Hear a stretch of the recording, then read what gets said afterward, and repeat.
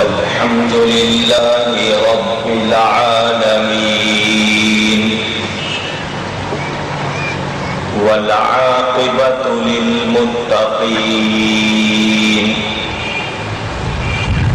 والصلاة والسلام على رسوله سيد المرسلين رحمة للعالمين شفيع المذنبين سيد الأولين والآخرين سيدنا ومولانا محمد رسول رب العالمين وعلى آله وصحبه أجمعين أما بعد فأعوذ بالله من الشيطان الرجيم بسم الله الرحمن الرحيم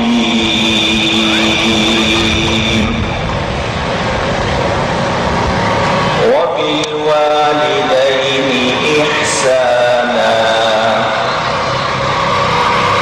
وبذي القربى واليتامى والمساكين والجار ذي القربى والجار الجنب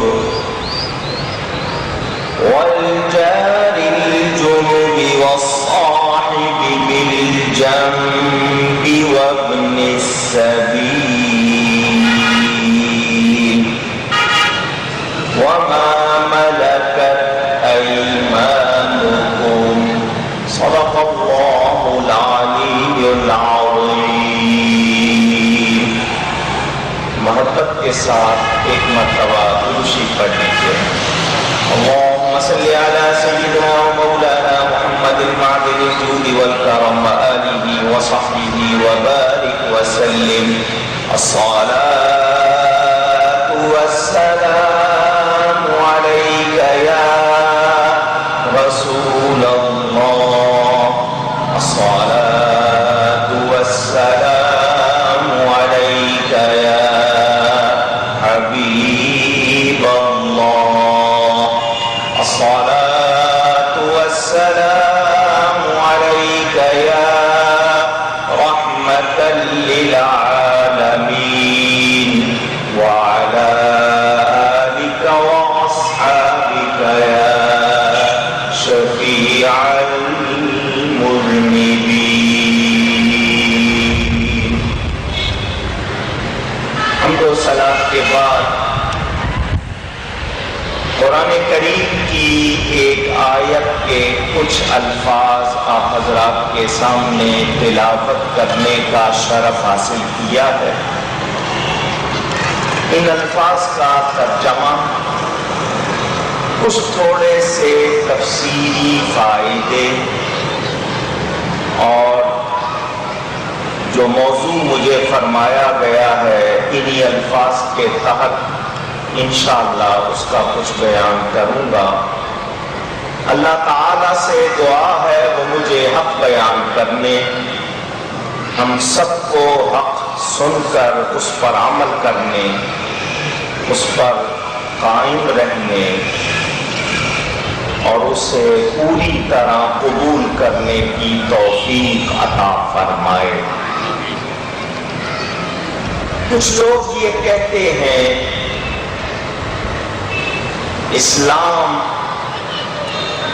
دین تو ہے مگر اس میں صرف عبادات کا بیان ہے. نماز فرض ہے، روزہ فرض ہے، زکوٰۃ ہے، حج ہے، وہ ہر ایک پر نہیں، شرائط کے ساتھ ہے. جزا اور سزا کا بیان ہے، باقی تفصیل اسلام میں نہیں کچھ یہ کہتے ہیں اسلام میں اور بھی چیزوں کا بیان ہے، مگر اسلام عبادات کا دین ہے، یا پھر اس میں جہاد ہے، جو نہیں مانتے اسلام کو حکم ہے انہیں قتل کر دو۔ اس طرح کی باتیں کرنے والے یا تو اسلام کو جانتے نہیں، یا پھر وہ اسلام سے کوئی تعلق رکھتے نہیں۔ آج دنیا میں اسلام کے خلاف باتیں اتنی کی جا رہی ہیں کہ مسلسل ان کو دہرانے سے یہ تاثر دینے کی کوشش کی جا رہی ہے کہ جو کہہ رہے ہیں وہی سچ ہے، اسلام عبادات کا دین ہے یا جہاد کا دین ہے، اس میں اور کچھ نہیں۔ ان لوگوں سے اگر میں یہ سوال کر دوں کہ لفظ اسلام کے معنی ہی بتا دو تو وہ بتاتے نہیں۔ قرآن اللہ تعالی کا کلام ہے، احادیث نبوی علی صاحبہ الصلاۃ والسلام، میرے نبی پاک صلی اللہ علیہ وسلم کے ارشادات، انہوں نے جو کام کیے یا ان کے سامنے جو کام ہوئے، جن کا مجموعہ احادیث کی کتابیں ہیں، آج ہمارے پاس ہیں۔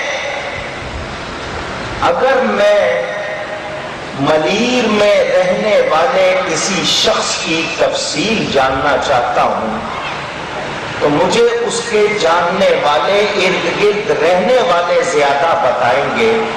میں پشاور کے کسی شخص سے پوچھوں کہ بتاؤ مولانا سید عبد الوہاب صاحب کیسے رہتے ہیں، کیسے اٹھتے ہیں، تو وہ اتنا نہیں بتا پائے گا جتنے ان کے قریب رہنے والے بتائیں گے۔ ایک عام آدمی کا تعارف دور رہنے والا جو نہیں جانتا صحیح نہیں کرا پاتا۔ اسلام کا تعارف اگر سننا ہے، معلوم کرنا ہے، تو کسی مسلمان سے پوچھو، غیر سے نہ پوچھو۔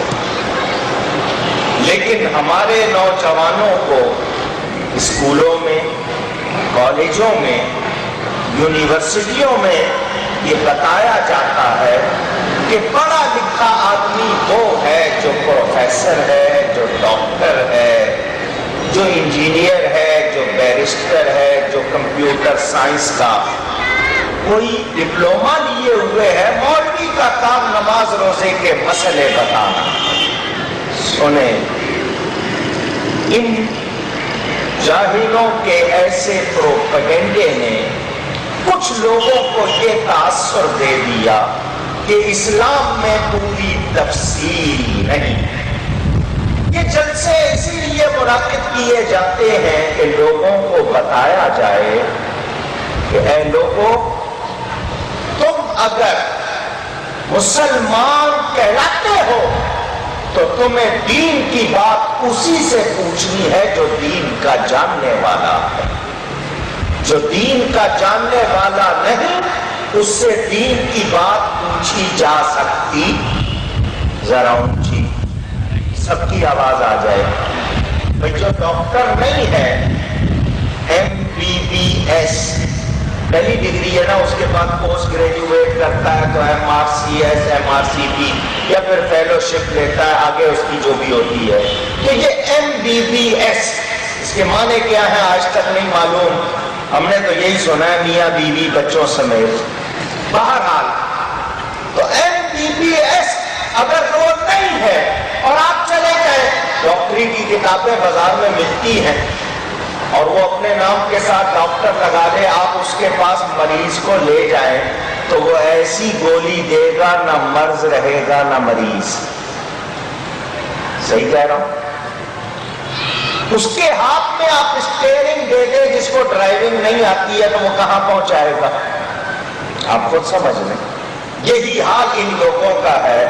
دین ان لوگوں سے پوچھنا چاہتے ہیں جن کو لفظ دین کے معنی معلوم نہیں.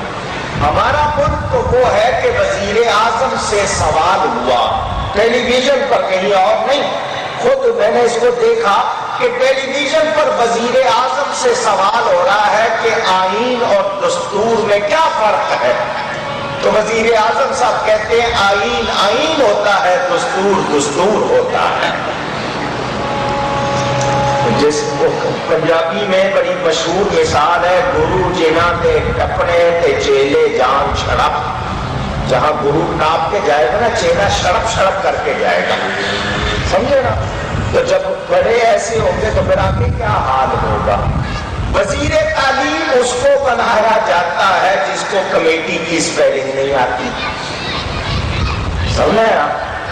اور ماشاءاللہ وزیر صحت تو آپ جانتے ہیں کتنے صحت مند کو بنایا جاتا ہے. تو اس ملک میں اگر یہی حال رہا تو لوگوں تک دین کے وہی معنی پہنچیں گے جو غیر پہنچا رہے ہیں. یہ شکریہ ادا کرو ایسے لوگوں کا جو محفلیں سجاتے ہیں اور آپ تک علماء حق کو بلا کر پیغام حق پہنچانے کا اہتمام کرتے ہیں. اگر آپ نے چند منٹ دے دیے آ گئے تو اپنا بھلا کیا ہے اور ان لوگوں سے تعاون کر کے اپنے لیے بھی اور ان کے لیے بھی ثواب کا اہتمام کیا ہے. مجھے جو موضوع دیا گیا اس کے مطابق عرض کروں گا.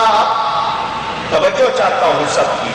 اسلام ایک مکمل دین ہے. یہ جملہ میں نے آپ سے بھی کہلوانا ہے. اسلام ایک مکمل اونچی. ہمارے کچھ لوگ کہتے ہیں اسلام ایک مذہب ہے. کہنا جائز ہے، منع نہیں، مگر اسلام صرف مذہب نہیں دین ہے، کیونکہ قرآن نے اس کے لیے دین کا لفظ کہا ہے. وَرَضِيتُ لَكُمُ الْإِسْلَامَ دِينًا. اللہ فرماتا ہے میں نے تمہارے لیے اسلام کو دین پسند کیا. دین کے معنی ہوں گے آپ کی سمجھ کے لیے قانون. کیا معنی ہوں گے؟ اونچی آسان لفظوں میں بتا رہا ہوں. قانون. مذہب کہتے ہیں اس راستے کو جس پر چل کر قانون پر عمل کیا جائے. ہم اہل سنت و جماعت کے 4 مذاہب ہیں. کتنے؟ حنفی، شافعی، مالکی، حنبلی. 4 امام ہیں. یہ چاروں کی فقہ مذہب حنفی، شافعی، مالکی، حنبلی کہلاتے ہیں. چاروں اہل سنت ہے. عقائد میں کوئی اختلاف نہیں. بعض اعمال کی تشریح و تعبیر میں تھوڑا سا فرق ہے. جہاں کہیں ایمان اور کفر کا فرق پایا جائے گا وہاں آپ الگ بات کریں گے، لیکن ان چاروں میں کفر و ایمان والا کوئی مسئلہ اونچی یہ یاد کر لیں. اگر کوئی حنفی ہے یا شافعی، مالکی ہے یا حنبلی، وہ امام کے بتائے ہوئے راستے پر چل کے دین پر عمل کر رہا ہے. امام نے خود سے کوئی قانون نہیں دیا ہے بلکہ قرآن و حدیث کو سامنے رکھ کر دین پر عمل کرنے کا طریقہ سکھایا ہے. تقلید کے معنی بھی بتا دوں پھر آگے بات کروں. ہم ان میں سے کسی ایک امام کی تقلید کرتے ہیں. لفظ عربی کا ہے تے قاف لام یہ دال. تقلید ایک مرتبہ کہیں گے، یاد کر لیں. اور جو تقلید کرتا ہے اس کو مقلد کہتے ہیں. تقلید کرنے والا. انگلش میں اگر اس کو آپ کہیں گے تو وہ صاف کہتے ہیں فالوور. ان کے پاس اس کے لیے کوئی پراپر لفظ نہیں. اردو میں تقلید کے معنی آپ کو سمجھا دوں کہ کسی شخص کو دین کا صحیح عالم جان کر، کسی شخص کو دین کا صحیح عالم جان کر اس سے مسئلہ پوچھنا، کوئی سوال کرنا، کوئی بات پوچھنا، اور جو وہ جواب دے اس پر دلیل نہ مانگنا، کیونکہ آپ کو یقین ہے کہ یہ جو جواب دے گا قرآن و حدیث کے مطابق دے گا. تو جب آپ نے اس کو دین کا صحیح عالم مان لیا تو اب آپ اس سے دلیل نہیں مانگتے، جو وہ جواب دیتا ہے اس پر یقین کرتے ہیں. اس کا نام ہے تقلید. کیا نام ہے اس کا؟ ہم عقائد میں تقلید نہیں کرتے، فروعی مسائل میں تقلید ہوتی ہے. اور تقلید کس پر لازم ہے؟ جو خود قرآن و حدیث سے مسئلہ نہ نکال سکے اس کے لیے تقلید لازم، ورنہ امت بہک جائے گی. ایک شخص کوئی معنی کرے گا، دوسرا کوئی معنی کرے گا، اس میں آگے اور 4 شاخیں نکالیں گے، کدھر جائیں گے آپ؟ تو یہ تقلید عام شخص کے لیے لازمی، ورنہ اس کے لیے کوئی راستہ نہیں. اب آپ دین کو سمجھ لیں کہ ایک ہے دین اور وہ سب کا دین ہے اسلام. مذاہب ہے 4. اب دیکھا جعفریہ والے ان کا الگ معاملہ ہے، میں صرف اہل سنت کی بات کر رہا ہوں. اہل سنت کے 4 مذاہب، ان میں چاروں میں عقائد کا کوئی اختلاف نہیں ہے. یہ چاروں سنی، چاروں سچے. آپ کہیں گے کہ پھر ایک کے بعد دوسرے نے کیوں کیا؟ تو امت کے مزاج مختلف ہیں. مجھ تک جو باتیں پہنچی ہو سکتا ہے مولانا تک نہ پہنچی ہو، مولانا تک جو پہنچی ہو سکتا ہے مجھ تک نہ پہنچی ہو. تو قرآن و سنت کو سامنے رکھ کر انہوں نے مسائل پیش کیے ہیں، اپنی رائے کو دخل نہیں دیا ہے، انہوں نے دین کو ہم تک پہنچایا ہے. آج دنیا بھر میں سب سے زیادہ حنفی مسلمان ہیں. امام اعظم ابو حنیفہ رضی اللہ تعالی عنہ کے مقلد، ان کے بتائے ہوئے طریقے پر چلنے والے. ہم جو نماز پڑھ رہے ہیں یہ امام اعظم نے ہم کو سکھائی ہے. ہم جو آج مسائل پر عمل کر رہے ہیں یہ امام اعظم نے ہمیں سکھائے ہیں. 83,000 مسئلوں کا حل وہ ایسے نکال گئے ہیں جس سے آگے کروڑوں مسائل نکالے گئے اور قیامت تک نکالے جاتے رہیں گے. کسی کی زمین پر مسئلہ ہو گیا، کسی کی کھیتی باڑی پر مسئلہ ہو گیا، لین دین میں مسئلہ ہو گیا. ہم جتنے جواب نکالتے ہیں وہ امام اعظم ہمیں بتا کر گئے ہیں. آپ کو کوئی رستہ بتا دے، آپ اس کا احسان مانتے ہو، امام اعظم کو سلام کرو جو دین کا رستہ دکھا گئے ہیں. اللہ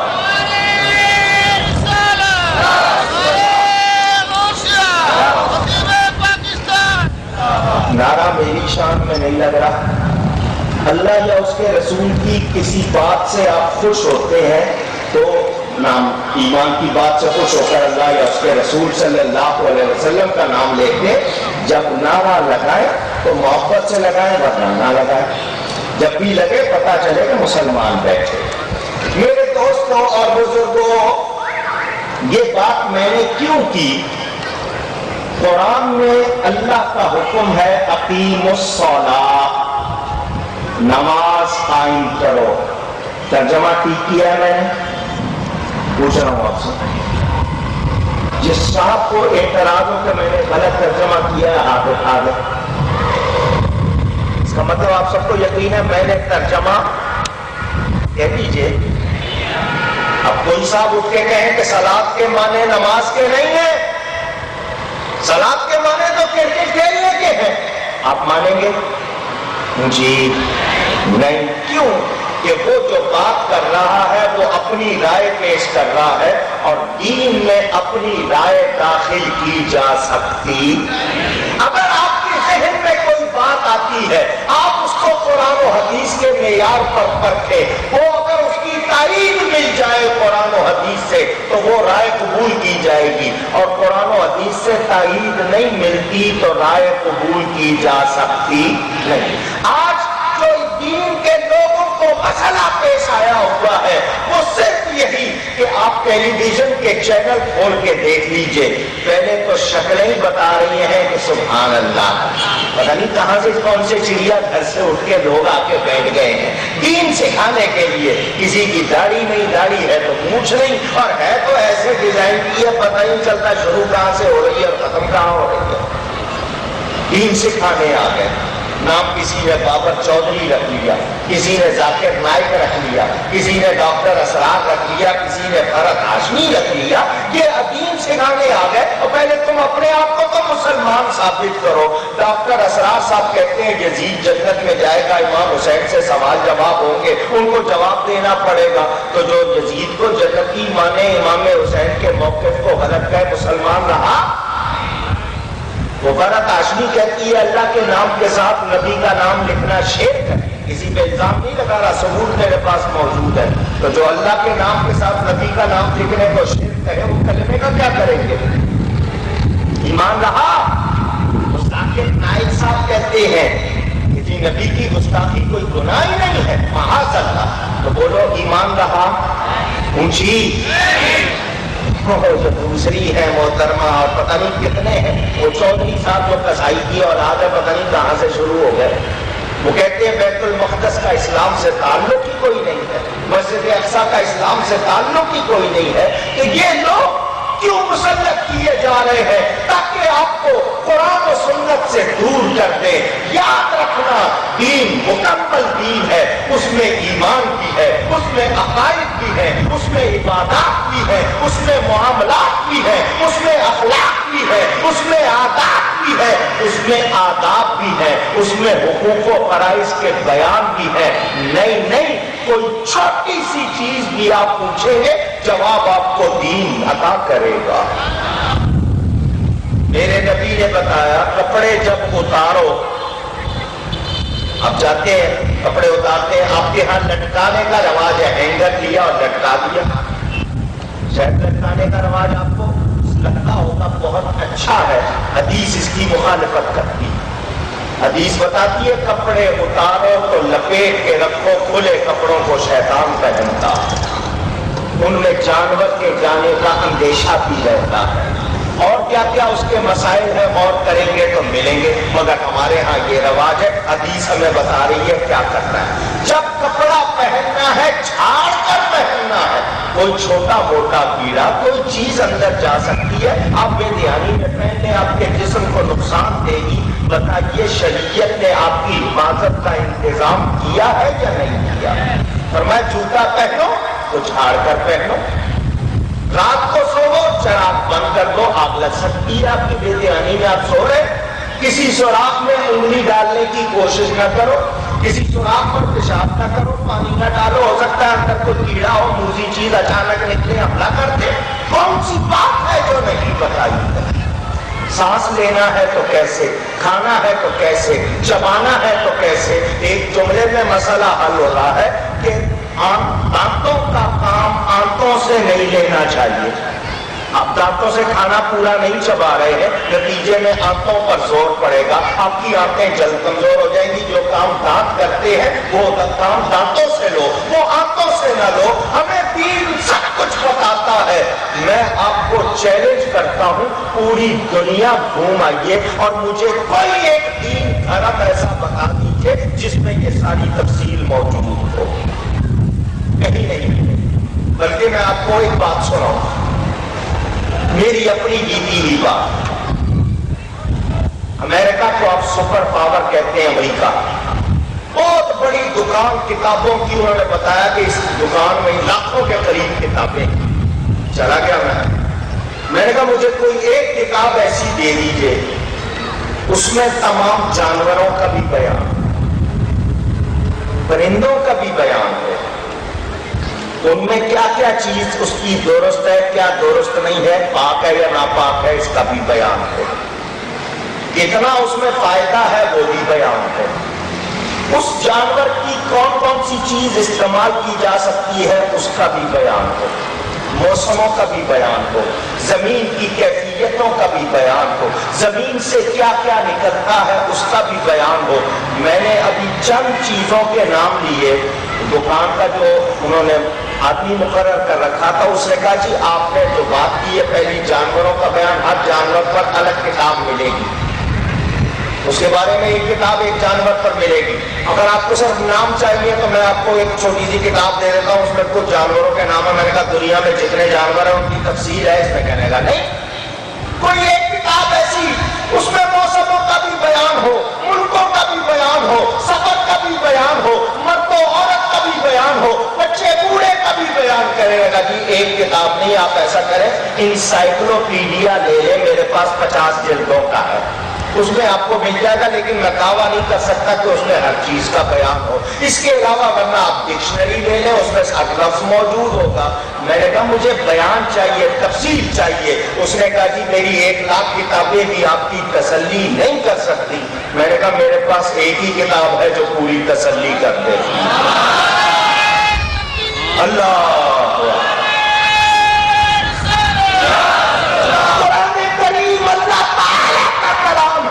اس کی پہلی آیت سے لے کر آخری آیت تک ہماری عمر گزر جاتی ہے، اس کا بیان مکمل نہیں ہوتا۔ کون سی بات ہے جس کی تفصیل قرآن میں نہیں؟ مگر افسوس ہم نے قرآن کو اچھے کپڑوں میں لپیٹ کے رکھنا کو شروع کر دیا، پڑھنا اور سمجھنا چھوڑ دیا، جس کا نتیجہ یہ ہے کہ آج ہمیں امریکہ کی باتیں، برطانیہ کی باتیں، جاپان اور چائنا کی باتیں متاثر کرتی ہے۔ ارے ان سب کی عقل میں نقص ہو سکتا ہے، میرے رب کے کلام میں کوئی نقص نہیں ہو سکتا۔ دنیا کی کوئی کتاب اٹھاؤ گے، اس کے شروع یا آخر میں ضرور لکھا ہوگا کہ اس کتاب کے لکھنے میں یا اس کی املا میں کوئی غلطی ہو گئی ہو، ہمیں آگاہ کر دے، ہم اگلے ایڈیشن میں درست کر دیں گے۔ ایک انسان پڑھنے والا شک میں آ جاتا ہے کہ ضرور کوئی نہ کوئی غلطی ہو سکتی ہے، تو اس میں شک آ جاتا ہے، اعتماد میں بٹ آ جاتا ہے۔ ایک واحد کتاب ہے قرآن، جس کے شروع میں لکھا ہے ذالک الکتاب لا ریب فیہ، اے پڑھنے والے اعتماد کے ساتھ پڑھ، اس کتاب میں کوئی شک نہیں ہے۔ ایسی کوئی اور کتاب، اب اسی کتاب کے الفاظ میں نے آپ کے سامنے پڑھے ہیں، پھر سنیں۔ اللہ تعالیٰ ارشاد فرماتا ہے وَبِالْوَالِدَيْنِ إِحْسَانًا، بندے کو ہم نے کیا تاکید کی ہے؟ ماں باپ کے ساتھ بھلائی کر۔ ماں باپ کے ساتھ، میں نے کوئی پولیس والوں کے ساتھ تو بھلائی کے لیے نہیں کہا جو آپ چپ ہو گئے۔ اگر آپ کو ان سے کوئی مسئلہ بھی ہے کہ انہوں نے آپ کا کبھی چالان کر دیا، وہ بھی آپ کے بھائی ہے، اگر چالان کرتے ہیں وہ مجبور ہے کیونکہ گورنمنٹ تنخواہ پوری نہیں دیتی، کدھر سے پوری کریں گے؟ جواب دیجئے مجھے، ماں باپ کے ساتھ جی یہ بھلائی کرنا کیا ہے؟ اس کی تفصیل بعد میں پیش کروں گا۔ اللہ فرماتا ہے، اس سے پہلے بیان اللہ کی ذات صفات میں کسی کو شریک نہیں کرنا۔ حکم کیا ہے؟ اب حقوق کی بات آ رہی نا، حقوق العباد۔ آپ کے صدر صاحب بھی کہتے ہیں، وزیر اعظم بھی کہتے ہیں حقوق العباد، مگر مانے ان کو آتے نہیں کہ حقوق العباد چیز کیا ہے۔ اللہ تعالیٰ فرماتا ہے ہم نے انسان کو کیا تاکید کی، کیا تلقین کی ہے، کیا تعلیم کی ہے؟ ماں باپ کے ساتھ بھلائی کرنی ہے۔ وَبِالْوَالِدَيْنِ إِحْسَانًا، دوسرا کیا ہے؟ وَبِذِي الْقُرْبَىٰ، اور جن سے قرابت ہے، رشتہ داری ہے، ناتا ہے، ریلیشن ہے، تعلق ہے، خالہ ہو گئی، پھوپھی ہو گئی، چچی تائی ہو گئی، جتنے رشتہ دار ارد گرد کے ماموں ہو گئے، ان کے شوہر بیویاں، یہ سارے، پھر بہن بھائی ہو گئے، کزنز آپ کہتے ہیں، اردو میں کہنا تو اچھا نہیں نہ لگتا کہ ماموں زاد ہے، چچا زاد ہے، کزن کہہ دیا نہ پتا چلے کہ لڑکا ہے یا لڑکی ہے، آسانی ہو جاتی ہے۔ ویسے بھی لگتا ہے جیسے کوئی بڑا مہنگا رشتہ دار ہے یا سستا نہیں ہے، چلے جی یہ آپ کے قرابت دار ہو گئے۔ اور والیتاما، اور وہ بچے جن کے باپ نہ، بالغ ہو جانے کے بعد بچے کو یتیم نہیں کہتے۔ جانوروں میں کسی کی ماں مر جائے تو وہ جانور یتیم کہلائے گا، انسانوں میں جس کا باپ نہیں ہے وہ یتیم کہلائے گا، مگر بالغ ہو گیا تو پھر اس کو یتیم نہیں کہتے۔ یتامہ جمع ہو گئی یتیموں پر۔ والمساکین، اور مسکین، نادار جن کو آپ عام طور پر کہتے ہیں، جن کے پاس وسعت نہیں ہوتی مال کی، سہولتوں کی۔ والجار ذی القربیٰ، اور رشتے داروں میں جو آگے آپ کے قرابت والوں کے ساتھی ہو گئے، یا پڑوسی وہ جس سے رشتے داری بھی ہو، ایک تو پڑوس ہونا اور دوسرا اس کا رشتے دار ہونا، والجار الجنب، اور جو بیگانہ ہے ایسا پڑوسی جس سے کوئی رشتے داری نہیں، والصاحب بالجنب، اور ساتھ کا ساتھی، اس سے آپ بیوی بھی لے لے، دوسرے جو اور آپ کے تعلق والے ہیں، وابن السبیل، اور مسافر، وما ملکت ایمانکم، اور جو آپ کے غلام ہیں، لونڈیاں، کنیزیں، سلیو، مرد ہوں یا عورت، ان کے ساتھ بھلائی کرنے کا حکم کس نے دیا ہے؟ ایک مرتبہ اللہ کہنے سے 40 نیکیاں ملتی ہیں، کس نے حکم دیا ہے؟ اللہ تعالیٰ نے، یہ حکم ہے اللہ کا۔ اب لسٹ آپ دوبارہ دیکھ رہے ہیں، ماں باپ ہے، رشتے دار ہے، یتیم ہے، مسکین ہے، رشتے دار پڑوسی، بیگانے پڑوسی، ساتھی ہو گئے، اور مسافر اور غلام، یہ 9 لسٹ میں ہے آپ کے سامنے۔ اگر میں ایک ایک کی تفصیل بیان کروں، پوری تقریر ایک آدمی پر، ایک موضوع پر چاہیے، خلاصہ پیش کروں گا۔ ان سب کے ساتھ بھلائی کا حکم دیا ہے۔ اب پتہ کیا چلا کہ ایک انسان جو اس دنیا میں آیا ہے، اس نے سانس لیا ہے، ہوش سنبھالا ہے، اس کے بعد جسم بھی ہے، عقل بھی ہے، آنکھ بھی ہے، کان ناک بھی ہے، اللہ نے اس پر کچھ ذمہ داریاں رکھ دی ہیں۔ آپ کے لیے یہ ساری کائنات کس نے بنائی ہے؟ اللہ تعالی۔ فالتو بنائی ہے؟ پوچھ رہا ہوں، اونچی۔ بڑا مشہور واقعہ، ایک بزرگ لیتے ہوئے انہوں نے پہلی مرتبہ چھت پر چھپکلی دیکھی، چھپکلی، چھپکلی، چھپکلی، جو بھی آپ کہتے ہیں، اس کو زیر زبر جس طرح بھی پڑے رہتی وہی ہے، بدلتی نہیں ہے، وہ لیزرڈ۔ اس کو دیکھا پہلی مرتبہ، چپکی ہوئی ہے، گر نہیں رہی ہے، کیا چیز ہے؟ اللہ کی بارگاہ میں عرض کی، یا اللہ یہ تو نے کیا چیز بنائی ہے، کیا فائدہ اس کے بنانے کا؟ قدرت کی طرف سے جواب ملا، یہ اگلے دن ہم سے پوچھ رہی تھی کہ تم نے اس کو کیوں بنایا ہے، کیا فائدہ اس کے بنانے کا؟ اس سے پتا چلا اللہ نے کوئی چیز بے مقصد بے فائدہ نہیں بنائی۔ اللہ تعالیٰ نے ساری کائنات بنائی، جانور اللہ نے بنائے، پرندے اللہ نے بنائے، پہاڑ اللہ نے بنائے، یہ سب ذات، پانی، دریا، سمندر، یہ ستارے، سورج، سیارے، سب اللہ تعالیٰ نے بنائے۔ ہمارے لیے ان کے کچھ استعمال بتا دیے، اس چیز سے تم نے کیا فائدہ لینا ہے، سورج سے کیا فائدہ، چاند سے کیا فائدہ، ستاروں سے کیا فائدہ، باغوں سے کیا فائدہ، پانی سے کیا فائدہ، پہاڑوں سے کیا فائدہ۔ جس چیز میں اللہ نے ہمارے لیے نفع رکھا ہے، اس نفع کو حاصل کرنے کے لیے اس چیز کا صحیح استعمال کرنا، اس کو نقصان سے بچانا، اس کی حفاظت کرنا، یہ ہمارا حق ہے۔ یہ کیا ہے ہمارا حق کا لفظ آپ مانتے، حق کے معنی ذمہ داری سمجھ لیں کہ اس کی وجہ سے ہم پر جو ذمہ داری آ گئی اس کو ہم حق کہتے ہیں، کہ ہم نے کس طرح اس سے نفع لینا ہے اور کیا اس کے ساتھ سلوک کرنا ہے، اس کو کہتے ہیں حق۔ اب ایک بات دھیان سے سن لیجئے، یہ ساری کائنات اللہ نے ہمارے لیے بنائی ہے، مگر ہمیں ان چیزوں کے لیے، اونچی اور اونچی، ہمیں اللہ نے کس لیے بنایا؟ وَمَا خَلَقْتُ الْجِنَّ وَالْإِنسَ إِلَّا لِيَعْبُدُونَ۔ اللہ فرماتا ہے جنوں انسانوں کو عبادت کے لیے بنایا ہے۔ ہم سب کس کے لیے ہیں؟ اللہ کے لیے۔ کس کے لیے ہے؟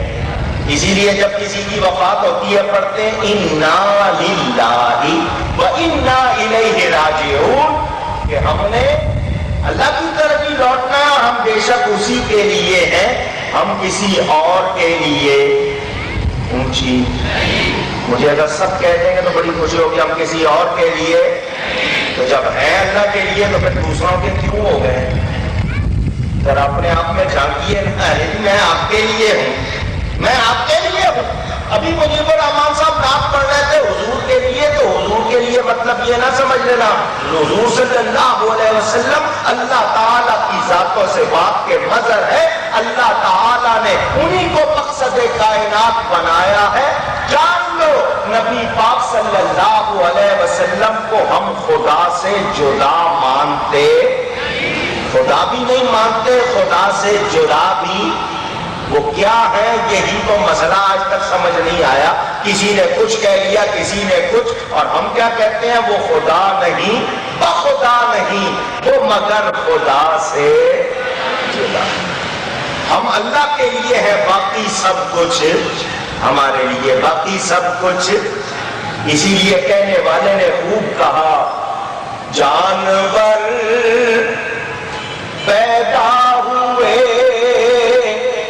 تیری وفا کے واسطے، اے انسان جانور پیدا ہوئے تیری وفا کے واسطے، چاند سورج اور ستارے ہیں ضیاء کے واسطے، کھیتیاں سرسبز ہیں تیری رضا کے واسطے، سب جہاں تیرے لیے اور تو خدا کے واسطے۔ اللہ نے جو کچھ بنایا اس میں ہمارے لیے کچھ چیزوں میں نفع رکھا، کچھ چیزوں کے لیے بتا دیا ان کے قریب نہ جانا، ان میں نقصان ہے۔ تو اب ہم نے اللہ کی تعلیم کے مطابق جو ان کے ساتھ سلوک کرنا ہے وہ ہے ذمہ داری۔ اس ذمہ داری کو حق بھی کہتے ہیں، ہم پر آ گیا۔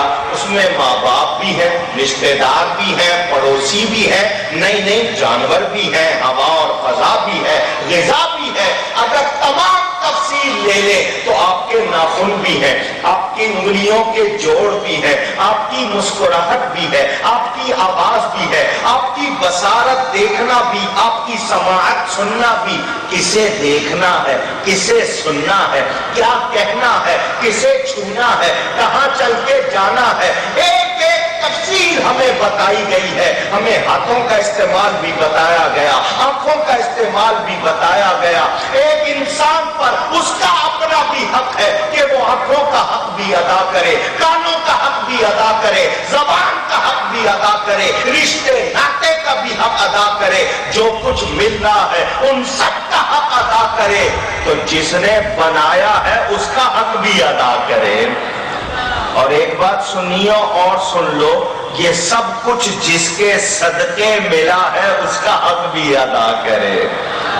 چنانچہ قرآن میں خود اللہ فرماتا ہے واللہ ورسولہ احق ان یرضوہ ان کانوا مؤمنین، اگر تم مومن ہو تو اللہ اور اس کے رسول کا حق زیادہ ہے کہ ان کو راضی کیا جائے۔ آج ہم اس کی رضا، اس کی رضا، اس کی رضا چاہتے ہیں۔ سب سے زیادہ حق اللہ کا اور اس کے رسول کا ہے کہ جن کے صدقے یہ سب کچھ ملا ہے۔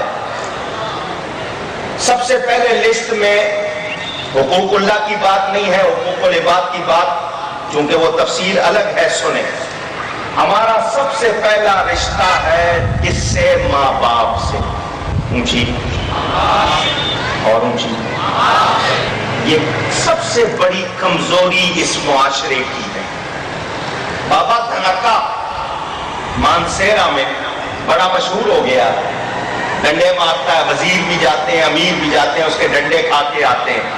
لوگوں کا کہنا ہے جس نے اس کا ڈنڈا کھا لیا اس کا بیڑا پار۔ 20 برس سے زیادہ ہو گیا ہے، اس نے کچھ کھایا پیا نہیں، زندہ بیٹھا ہے۔ کوئی ادھر ادھر کی بنائی ہوئی بات نہیں۔ 6 مہینے لوگوں نے رہ کر دیکھا کہ ہم دیکھیں دن بھی رات بھی کسی ٹائم چوری کھلا دیتے ہوں، اس کا بدن سوکھ چکا ہے، بالکل پنجر ہو گیا، مگر آواز تر و تازہ ہے۔ باقاعدگی کے ساتھ اس کو دیکھو تو اس میں کوئی کمزوری نہیں ہوتی. لوگ لائن لگا کے آتے ہیں, کسی کو کچھ کہنا نہیں پڑتا, بابا خود ہی جو بری نیت سے جاتا ہے اس کو بابا ٹکا کے دیتا ہے, باقی کو ہلکا ہلکا ڈنڈا مارتا ہے. میں نے وہاں جا کے بابا جی کے بارے میں پوچھا, بابا جی ہیں کون, یہ شان ان کو کیسے مل گئی کہ یہاں لائن لگی ہوئی ہے, 20 سال سے بابا نے کچھ کھایا پیا نہیں, بابا زندہ ہے, آواز میں کمزوری نہیں, کچھ اور نہیں, دماغ تر و تازہ ہے, آخر اس کو یہ شان کیسے مل گئی؟ پتا چلا بابے نے اپنی ماں کی اتنی خدمت کی, ماں نے دعا دے دی, آج بابا دھنکا مشہور ہو گیا. آج 14ویں صدی میں ماں کی خدمت کرنے والا کہ وزیر اس کے پاس آگے اس کی مار کھانا چاہتے ہیں. اندازہ کر لیجئے, ماں اور باپ یہ دو وہ ہستیاں ہیں کہ اگر یہ نہ ہوتے تو آپ کو وجود نہ ملتا. آج بیٹا ہو یا بیٹی ماں سے کہے آپ نے کیا احسان کر دیا, ہمیں اگر فرمان چڑھا دیا ہے, ہم نے اپنی محنت کی ہے, ہم اسکول کالج پڑھے, دماغ لڑایا, دن راتیں لگائی ہیں, اور یہ وجود ملا ان کی وجہ سے ہے. کچھ بھی کر لو, ماں باپ کا حق ادا ہو سکتا. اور ہم کیا کر رہے ہیں, ہم تو صرف خدمت لینا جانتے ہیں. ماں یا باپ ان سے خدمت نہ ملے تو پھر ہم تیور دکھاتے ہیں, فلانی فرمائش پوری نہیں ہوئی, فلانے وقت ہمیں یوں کہہ دیا, یوں کہہ دیا. حکم ہمیں ہے کہ ان کو اف بھی نہیں کہنا. رگے پھلا کے بعد بھی الٹا ہو گیا ہے.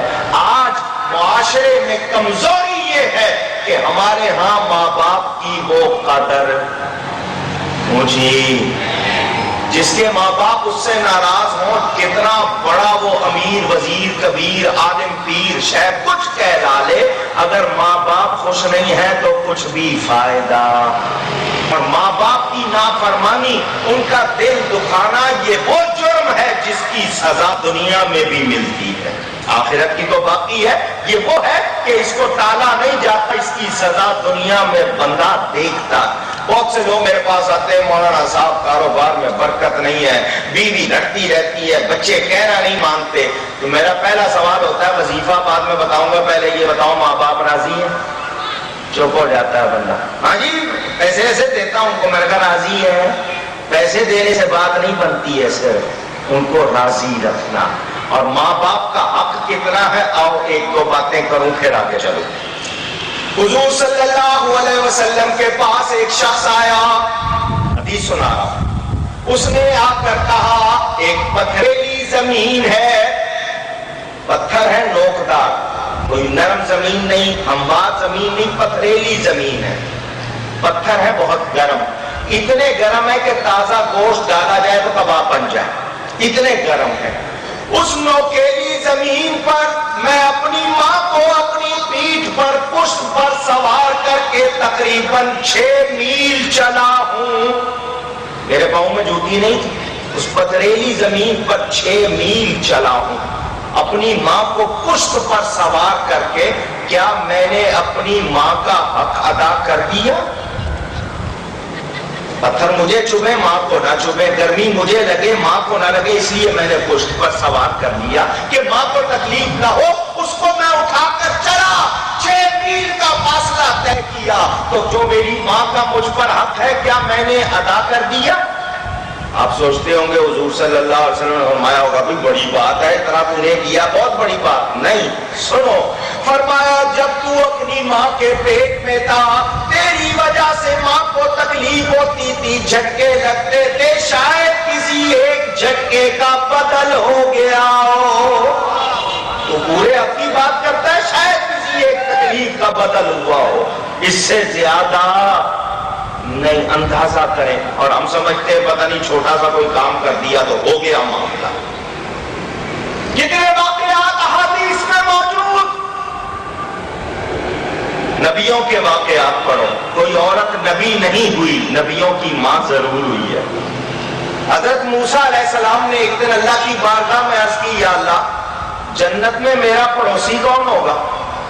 فرمایا کسائی ہے. کون ہے؟ اب تو کسائی کو کوئی سمجھتا ہی نہیں ہے. فرمایا کسائی, قصاب. اور کراچی میں تو وہ لوگ قریشی کہلاتے ہیں. نئے نئے نام ہوتے ہیں نا، ان کو اپنا اصل نام پسند نہیں. قریشی باہر ہو سکتا ہے قریشی ہو وہ، مجھے کوئی اعتراض نہیں. قصاب، بچر، یا اللہ میرا پڑوسی جنت میں قصائی فرمایا. ہاں کہاں ہے؟ فلاں علاقے میں. موسیٰ علیہ السلام چلے اس کو دیکھنے، میں چل کے دیکھوں وہ نیکی کیا کرتا ہے. سفر کر کے آئے، معلوم کرتے ہوئے اس کے علاقے میں پہنچے، اس کی دکان پر پہنچے، دیکھا وہ گوشت بیچ رہا ہے. جا کر سلام کیا. اس نے وعلیکم السلام کہا، تم سے ملنے آیا ہوں، دور سے سفر کر کے آیا ہوں. اس نے کہا بس تھوڑا سا انتظار کر لیجئے، یہ تھوڑا سا گوشت رہ گیا، یہ ختم ہو جائے پھر میں آپ کو لے کے چلتا ہوں. گوشت ختم ہو گیا، اس نے دکان بند کی، ساتھ لیا، گھر آیا، کہنے لگا ہے معزز مہمان، میں آپ کو ابھی فوراً کھانا نہیں کھلاؤں گا، میری بوڑھی ماں ہے، پہلے میں اس کو کھلاتا ہوں پھر کھاتا ہوں، آپ کو انتظار کرنا پڑے گا.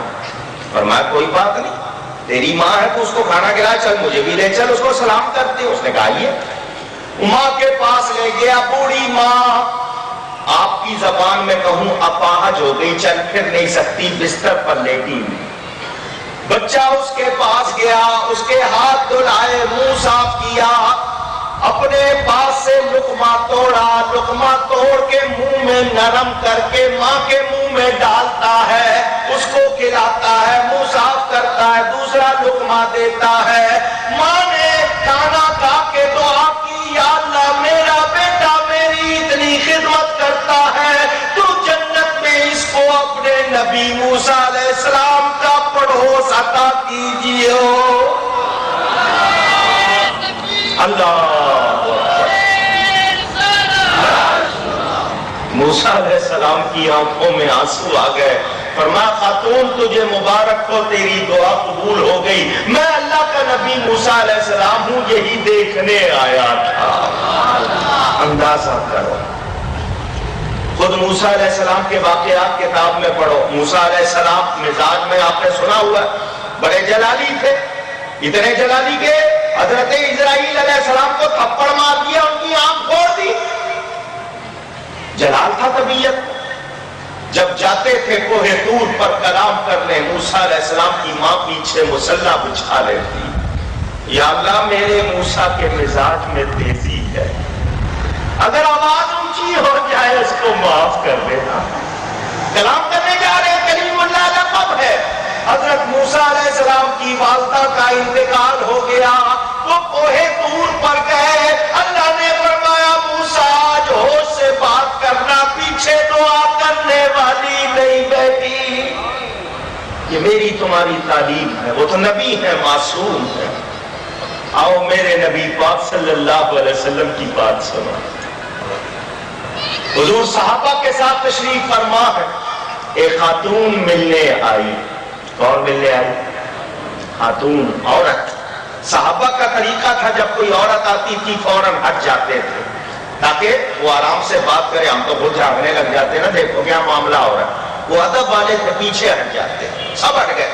حضور صلی اللہ علیہ وسلم نے خاتون کو دیکھا، اپنے کندھوں تک جو مبارک چادر تھی اتار کر اس خاتون کے لیے بچھا دی.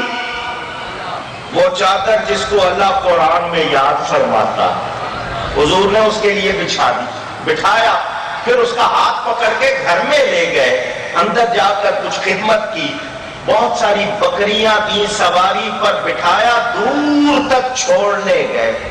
جب واپس تشریف لائے صحابہ نے پوچھا حضور یہ کون خاتون تھی جس پر آپ نے اتنی شفقت اتنی مہربانی فرمائی؟ فرمایا میرے صحابیوں یہ میری دائی حلیمہ تھی، یہ میری ماں تھی جس نے مجھے دودھ پلایا. علماء لکھتے ہیں جب دودھ پلانے والی سے اتنا سلوک کیا ہے، ان کی اپنی حقیقی والدہ ہوتی تو کتنا سلوک کرتے. نہیں صرف حضرت حلیمہ سے ہی نہیں، یہاں بات آ گئی ہے، حالانکہ سنانی آگے مگر یہی سناتا ہوں. یہی واقعہ اور سنیں، اسی حوالے سے روایتوں میں موجود.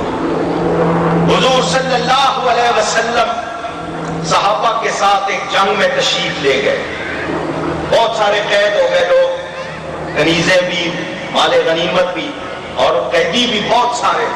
ایک خاتون نے آگے بڑھ کے صحابہ سے کہا مجھے اپنے نبی کے پاس لے چلو، میں تمہارے نبی سے ملنا چاہتی ہوں۔ اور وہ تمہیں جانتے ہیں تو وہ بھی جانتے ہیں، میں بھی ان کو جانتی ہوں۔ صحابہ بڑے حیران اس علاقے میں کون ہے یہ؟ انہوں نے آ کر عرض کی حضور خاتون ملنا چاہتی ہے، فرمایا بلاؤ۔ وہ آئی سامنے اور آ کر کہا حضور آپ نے مجھے پہچانا؟ میں حلیمہ کی بیٹی شیمہ ہوں، آپ کی دودھ شریف بہن۔ حضرت حلیمہ کی بیٹی، روایتوں میں ہے نبی پاک نے اس کے لیے بھی چادر بچھا دی۔ آپ نے کبھی اپنی بہن کے لیے جو سگی بہن نہیں ہے، دودھ شریف بہن، اس نے کہا حضور یہ جو قیدی ہے آپ کو پتا ہے کون ہے؟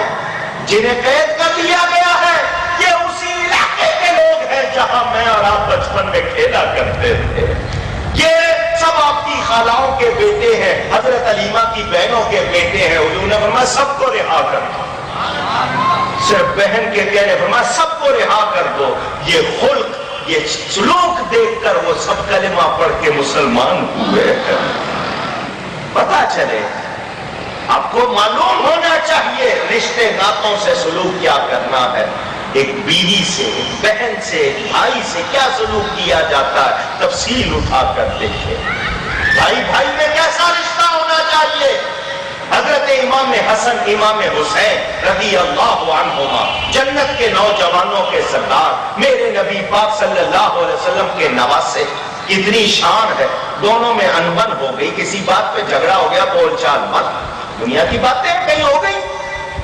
حضور صلی اللہ علیہ وسلم کا ارشاد، مسلمان بھائی اپنے دوسرے مسلمان بھائی سے، ایک شخص جو مسلمان ہے اپنے مسلمان بھائی سے 3 دن سے زیادہ ناچاکی نہ رکھے۔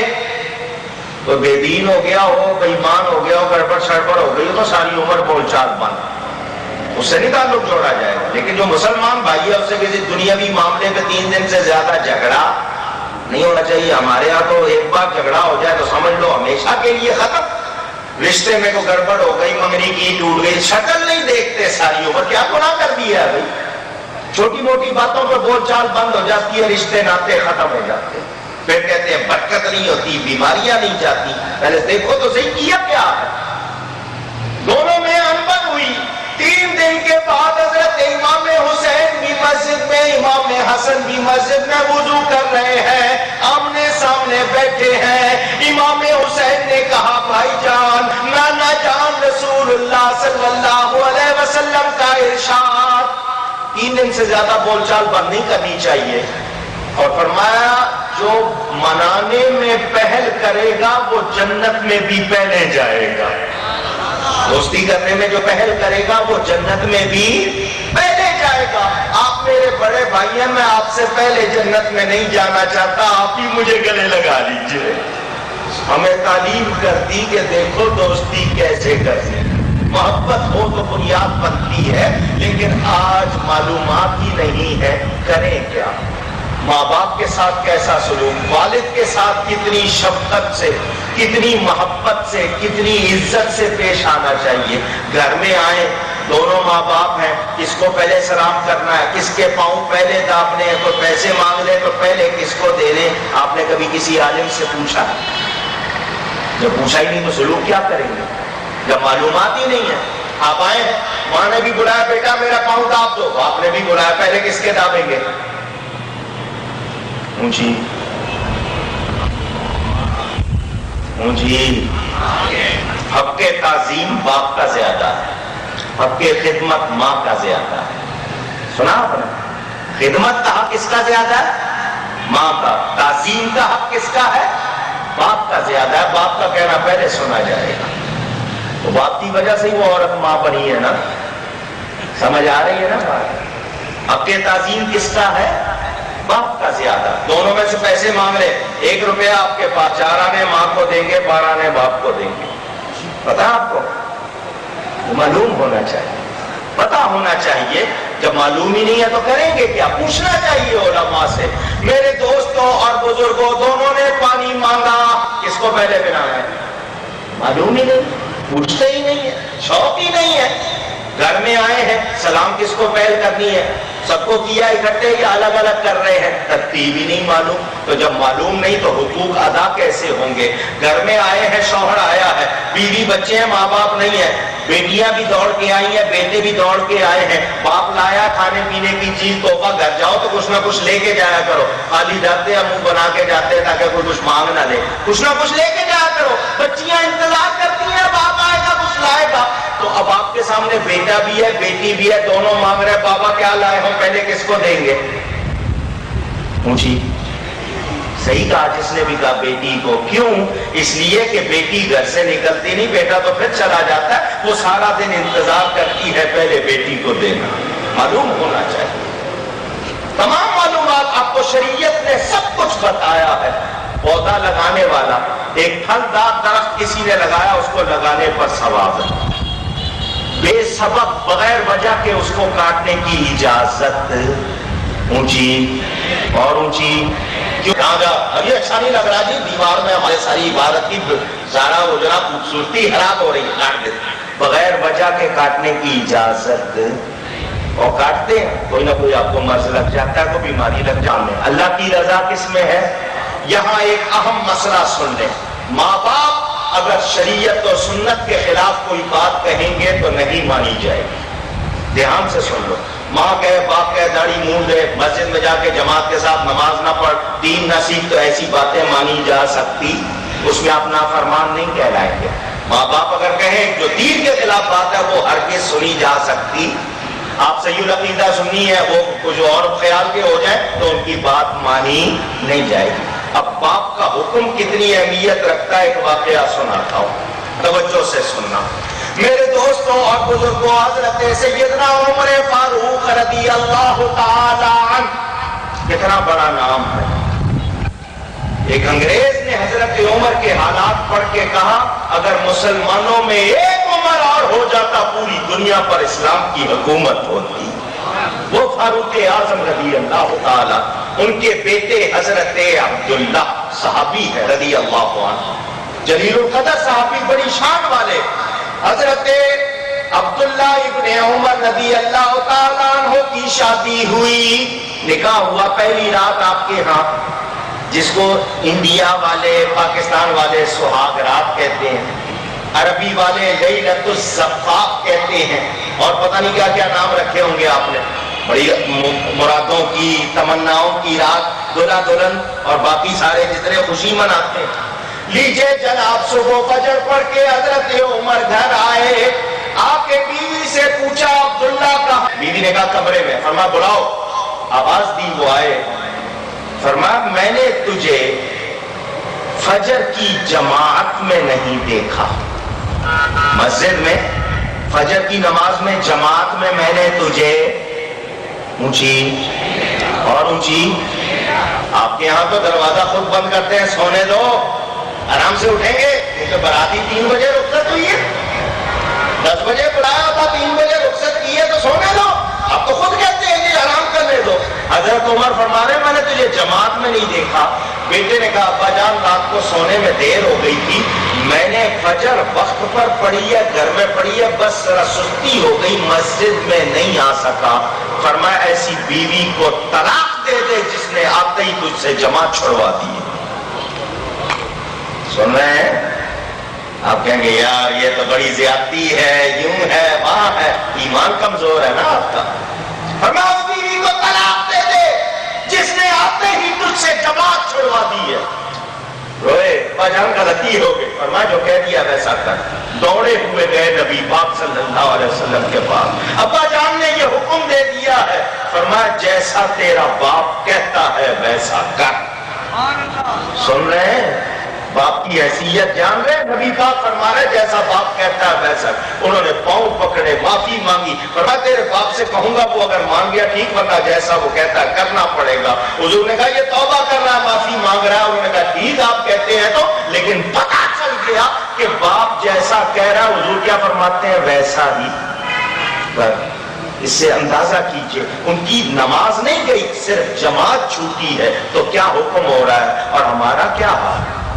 باپ ایسے ہی کہتے نماز پڑھنے کو، جی آپ کو پڑھنی ہے پڑھ لیں، دین اپنا معاملہ ہے، میں جانوں میرا خدا جانے. اس طرح ہم جواب دیتے ہیں. ذرا سوچیں، ماں باپ کا مسئلہ، پھر رشتے دار. ایک شخص آیا نبی پاک صلی اللہ علیہ وسلم کی بارگاہ میں، حضور مجھ سے بہت بڑا گناہ ہو گیا، میں کیا کروں؟ گناہ کا ذکر نہیں ہے حدیث میں، فرمایا بہت بڑا گناہ ہو گیا. ایسا گناہ جو شرمسار کرنے والا وہ بیان نہیں کرنا چاہتا. بہت بڑا گناہ ہو گیا، کیا کروں؟ فرمایا تیری ماں زندہ ہے؟ اس نے کہا نہیں. فرمایا خالہ ہے؟ جی ہے. فرمایا جا اس سے نیکی کر، اس نے سلوک کر، اس کو ماں سمجھ کے جو خدمت ماں کی نہیں کر سکا وہ خالہ کی کر، تیرا گناہ معاف ہو جائے گا. ہندی میں تو ماسی یا موسی کہتے ہیں نا، جو آپ کو اب کام کرنے والی کے لیے رکھ دیا. ماسی لائک مدر، مدر جیسی، ماں جیسی. اب تو رشتے بھی اردو عربی میں پسند نہیں ہے. آنٹی تو دوسرا انکل ہو گیا، یہ آنٹی ہو گئی. اب سارا معاملہ انکل انٹی میں ہی ختم ہو گیا. یہی رہ گئے ہمارے رشتے ناطے. سوچنا چاہیے پھوپھی کا کیا درجہ. اور پھوپھیوں، ساری پھوپھیوں کا تو حال پتہ نہیں. آپ کی ایک پھوپھی کی بات بتا دیتا ہوں جو سب کی پھوپھی ہے. بتا دوں، سب کی پھوپھی ہے، ہر انسان کی پھوپھی ہے. کھجور، حدیث میں اس کو انسان کی پھوپھی کہا گیا. اسی سے روزہ کھولتے ہیں آپ، جتنی طاقت اس پھل میں دنیا کے کسی اور پھل میں نہیں. آئرن کے ٹیکے لگواتے ہیں، یہ کھجوریں کھائیں، سب سے زیادہ آئرن اس میں ہے. اس کو حدیث میں حضور نے انسان کی پھوپھی کہا. فرمایا آدم علیہ السلام کو بنانے کے لیے اللہ نے جو مٹی منگوائی تھی، اس میں سے جو مٹی بچ گئی اس سے یہ کھجور بنائی گئی. یہ آپ کی پھوپھی ہے سب کی. جس طرح سلوک آپ کو پتا کرنا چاہیے کہ اس سے کیسا کرتے ہیں، پھر اپنی پھوپھی سے بھی سوچ لیں. میرے دوستوں اور بزرگوں، خالہ زاد، ماموں زاد، چچا زاد، یہ جتنے بھی رشتے دار ہیں، کیا ان کے ناطے صلہ رحمی اس کو کہتے ہیں. عربی میں یہ جملہ ہے کہ وہ جن سے رحمی رشتہ، پیٹ کا رشتہ، خاندانی رشتہ. اس صلہ رحمی کا کیا درجہ ہے کہ اگر کسی نے بلا وجہ رشتے داروں سے بول چال بند کر رکھی ہے، کوئی وجہ نہیں، بلا وجہ بند کر رکھی ہے، اور جو وجہ ہے وہ بھی معقول ہو تب تو بات ہے. اگر کوئی ایسے ہی بنائی ہوئی ہے تو ایسے شخص کی عبادت قبول نہیں ہوتی. صدقہ خیرات کرتا رہے جتنا بھی، اس کی عبادت قبول. اونچی جی میں نے 100 نفل پڑھے، پہلے پتا تو کرو. پیسے مارے ہوئے ہیں وہ دے نہیں رہے اور گئے ہوئے حج عمرے پر. ہو رہا ہے ایسا یا نہیں ہو رہا؟ سوچیں کس کس کا حق کہاں کہاں مارا جا رہا ہے. اور کہہ رہے جی میں بڑا جناب یوں کر رہا ہوں اور فلاں عبادت کر رہا ہوں. صلہ رحمی اس کی بڑی اہمیت. اولاد کے ساتھ کیا سلوک کرنا ہے، کس بچے کو زیادہ پیار کر سکتے ہیں. ماں باپ کو اجازت کہ اس بچے سے زیادہ پیار کر سکتے ہیں جو دین میں زیادہ علم والا ہو، نیکی میں زیادہ. اگر کسی کی پیسے زیادہ ہے، شکل زیادہ، اس سے پیار کی اجازت سب سے یکساں ہوگا. مگر کسی کو آپ ترجیح دینا چاہتے ہیں کہ یہ میرا چہیتا ہے، لاڈلا ہے، تو وہ کون ہو سکتا ہے جو دین کے علم میں زیادہ ہو یا پھر تقویٰ میں زیادہ ہو، یعنی نیکی میں زیادہ ہو. اگر پیسے زیادہ دیتا ہے اس وجہ سے اس کو پیار نہیں کر سکتے کہ دوسرے کو کم کر دیا، اس کو زیادہ کر دیا. ایسا نہیں. حضرت عائشہ صدیقہ رضی اللہ تعالی عنہ کے پاس ایک عورت آئی، اس کی 2 بچیاں ساتھ تھیں. بخاری میں حدیث موجود. آپ کے پاس ایک کھجور ہی تھی اس وقت، آپ نے وہی اس عورت کو دے دی کہ لے.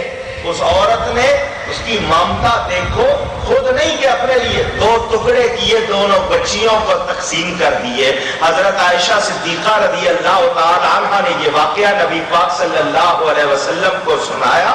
فرمایا اگر بچیوں سے اچھا سلوک کرو گے تمہیں قیامت کے دن دوزخ سے بچا لیں گی، آڑ بن جائیں گی تمہارے لیے. کتنی بات ہے. اور آج کل بچی ہو جائے کسی کے یہاں، عورت کے یہاں بچی ہو جائے، ساس تانے مارے یا خود کو پسند نہ کرے، کتنی عجیب بات ہے. ویسے کہتے ہیں مردوں کے خلاف باتیں کرتے ہیں، اور خود عورت کے یہاں عورت لڑکی پیدا ہو جائے تو پسند نہیں کرتے. تو مردوں کا شکریہ ادا کرو جو تمہاری لڑکیوں کو قبول کر لیتے ہیں. سوچنے کی بات ہے. خود ان کو عورت پسند نہیں، بچی کیوں یا بچہ ہونا چاہیے. بچے اللہ کی نعمت ہے، اور کسی کی 1 بیٹی 2 بیٹی 3 بیٹی، فرمایا صحیح پرورش کرے اور اس کا صحیح جگہ بیاہ کر دے تو ایسے شخص کے لیے فرمایا قیامت میں میں اس کے لیے ہوں گا. کسی نے کہا کسی کا کوئی نہیں، فرمایا اس کا بھی میں ہی ہوں. تو پتہ کیا چلا کہ اولاد نعمت ہے، اولاد کے ساتھ کیا سلوک کرنا ہے۔ آج شکایت ہے جی اولاد بگڑ گئی، یوں ہو گئی، وہاں ہو گئی۔ مجھے اور آپ کو سکھایا گیا ہے کہ ہمیں اولاد کو رکھنا کس طرح ہے، ان کے ساتھ چلنا کس طرح ہے، بات کس طرح کرنی ہے، رکھنا کس طرح، لباس کیسے پہنانے ہیں۔ فرمایا گھر میں بچیاں ہیں، اچھا لباس پہنا کے رکھو تاکہ لوگ آئیں ان کو پسند کریں، اور ان کو شرم و حیا سکھانی ہے، دین سکھانا ہے۔ مگر ان کو سب سے پہلے تو آپ کیا سکھاتے ہیں؟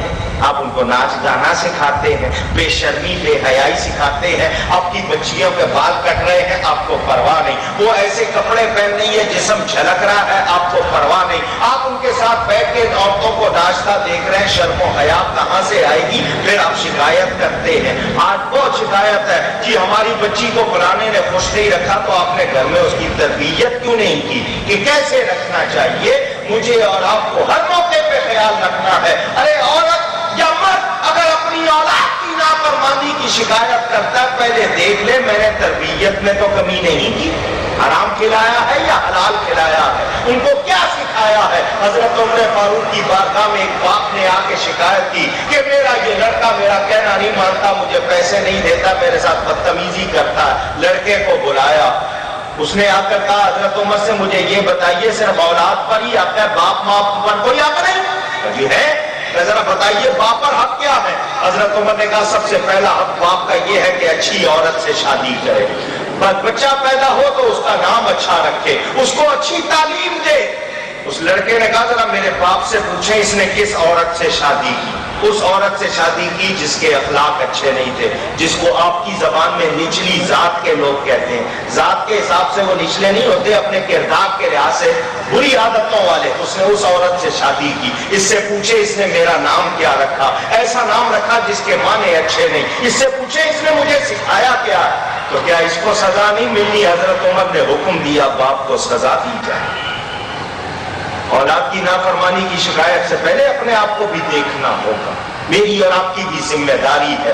گھروں میں جو بدامنی ہے، آج جو معاملات ہیں، اب ذرا سوچو، ذرا اولاد کے معاملے میں بھی نمونہ دیکھو۔ حضور صلی اللہ علیہ وسلم کے بچوں کو دیکھو، 3 بیٹے 4 بیٹیاں، پھر آگے نواسے نواسیاں۔ نبی پاک صلی اللہ علیہ وسلم کی حیات طیبہ، سیرت طیبہ میں جو دیکھنا چاہو گے نظر آئے گا۔ میں اور آپ اپنے سگے بچوں سے وہ محبت نہیں کرتے میرے نبی پاک جو ہر بچے سے کیا کرتے تھے۔ بشری کمالات میں بھی ان جیسا کوئی۔ آپ آئے دفتر سے تھکے ہوئے آئے، کاروبار سے آئے، دکان بند کر کے آئے تھکے ہوئے، بچہ آیا دوڑتے ہوئے، بابا آ گئے، بابا آ گئے۔ اور بابا تو کم ہی کہتے ہوں گے ڈیڈی آ گئے۔ ہر جگہ آپ نے اس نام کو رخصت کیا ہوا ہے۔ اب ڈیڈی بھی نہیں، صرف ڈیڈ۔ باپ ڈیڈ ہو گیا اور ممی سے مم۔ اللہ جانے آگے آگے کیا ہوگا۔ قرآن نے امی کا لفظ بتایا، ابا کا لفظ قرآن نے بتایا۔ ابا جان، ابا حضور، ابا جی آپ کہیں، امی حضور امی جان کہیں، نہیں جی پسند ہی نہیں ڈیڈی، اور پھر ڈیڈ از ویری بیڈ۔ سمجھ آ رہی ہے؟ تو شوق ہی نہیں دینی تعلیمات کا۔ جب گھر سے خود رخصت کریں گے کہاں سے آئے گا معاملہ؟ آپ آئے گھر میں، بچہ آیا لپٹ گیا، کہاں سے آئے ہیں؟ آپ نے اس کو دی، آئے چلو لپٹایا، بیٹا کام سے آیا ہوں۔ بجانا کیا کام ہوتا ہے؟ اب آپ تھکے ہوئے، آپ کا موڈ نہیں ہے۔ ایک تو سوالوں کے جواب دیں گے، گود میں بٹھائیں گے، پھر آپ پانی مانگ کے پیئیں گے۔ وہ لے آیا اسکول کا کام، مجھے ذرا اسکول کا کام کروا دیجئے۔ آپ کو پتا ہے بچہ ہے، ایک آدھی چیز پر جاؤ ماں کے پاس جاؤ، بہن کے پاس جاؤ، بھیج دیتے ہیں یا نہیں؟ یہ اپنے بچوں سے آپ کا حال ہے۔ مدینہ منورہ کے گلی کوچوں میں بچے کھیل رہے ہیں، کھیلتے کھیلتے لڑ پڑے ہیں۔ ایک بچے نے دوسرے کو باری نہیں دی، اس کو کھیلنے نہیں دیا۔ وہ اپنی ماں کے پاس نہیں جاتا، اپنے باپ کے پاس نہیں جاتا، دوڑا ہوا میرے نبی کے پاس آ جاتا ہے۔ حضور آئیے، اور میرا نبی کانین کا والی اس بچے کے ساتھ اٹھ کے چلا جاتا ہے۔ اللہ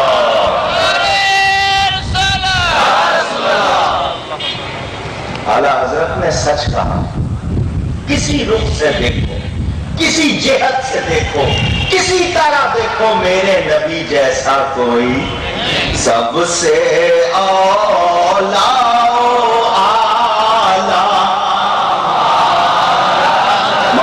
جس کو وہ ثواب جو لینا چاہے شوق سے کہہ لے سب سے اولا اعلیٰ ہمارا نبی، سب سے بالا والا ہمارا نبی، سب سے بالا والا صلی اللہ علیہ وسلم۔ نبی پاک صلی اللہ علیہ وسلم نے مجھے اور آپ کو بتایا ایک انسان میں بشری کمالات کتنے ہونے چاہیے۔ آج وہ لوگ جو برابری کے دعوے کرتے ہیں، نبی بھی بشر ہم بھی بشر، یہ اپنے بچوں کے ساتھ اتنی محبت سے پیش نہیں آتے۔ میرے نبی پاک صلی اللہ علیہ وسلم کی گود میں امام حسن رضی اللہ تعالیٰ عنہ، حضور ان کو چوم رہے ہیں، حضور صلی اللہ علیہ وسلم ان کو چوم رہے ہیں، پیار کر رہے ہیں۔ سامنے ایک شخص بیٹھا ہے، وہ کہتا ہے میرے 10 بچے ہیں، میں نے کبھی کسی کو نہیں چوما۔ میرے نبی پاک فرماتے ہیں جو رحم نہیں کرتا اس پہ رحم نہیں کیا جاتا۔ مجھے اور آپ کو تعلیم بھی مل گئی، کیا کرنا بچوں کے ساتھ، بچوں کو چومنا۔